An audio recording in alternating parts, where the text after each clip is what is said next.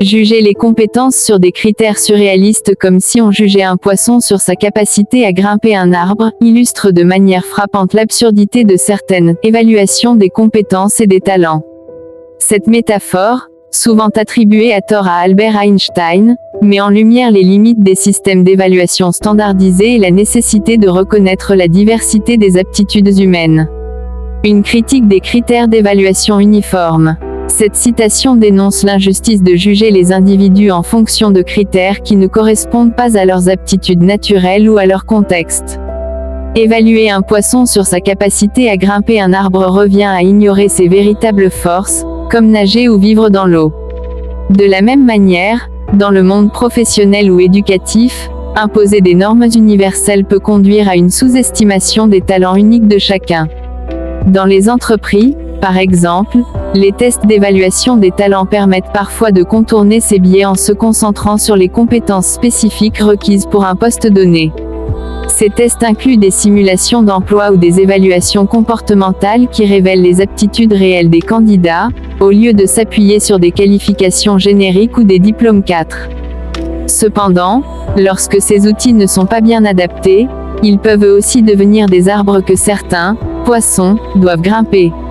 Le lien avec le surréalisme, juger l'absurde.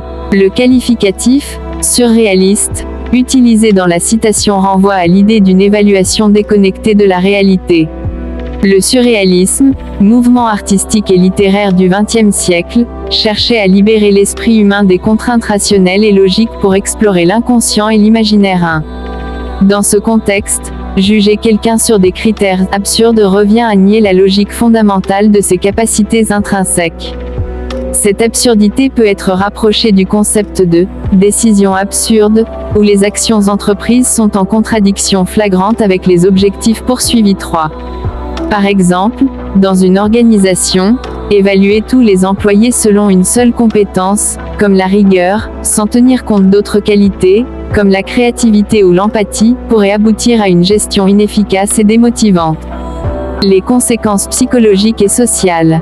Juger quelqu'un sur des critères inappropriés peut avoir un impact profond sur sa confiance en soi. Comme le souligne un article lié à cette métaphore, une personne évaluée uniquement sur ce qu'elle ne sait pas faire risque de se percevoir comme incompétente ou inférieure. Cela peut entraîner une perte d'estime de soi et limiter son potentiel. Au contraire, mettre en valeur ses forces contribue non seulement à son développement personnel mais aussi à sa contribution au collectif. Dans un contexte plus large, cette approche erronée peut également perpétuer des discriminations. Par exemple, évaluer les gens sur leur apparence physique ou leur conformité à certaines normes sociales peut marginaliser ceux qui ne correspondent pas à ces standards arbitraires. Vers une reconnaissance des talents diversifiés. Pour éviter ces jugements biaisés, il est essentiel d'adopter une approche plus inclusive et nuancée. Cela implique repenser les critères d'évaluation. Les outils modernes comme les tests basés sur les compétences ou les simulations permettent de mieux aligner les évaluations avec les exigences réelles du poste. Valoriser la diversité, chaque individu possède un ensemble unique de compétences. Reconnaître cette diversité enrichit non seulement les organisations mais aussi la société. Encourager l'estime de soi, en mettant l'accent sur ce que chacun fait bien plutôt que sur ses lacunes, il est possible de renforcer la confiance en soi et d'encourager le développement personnel.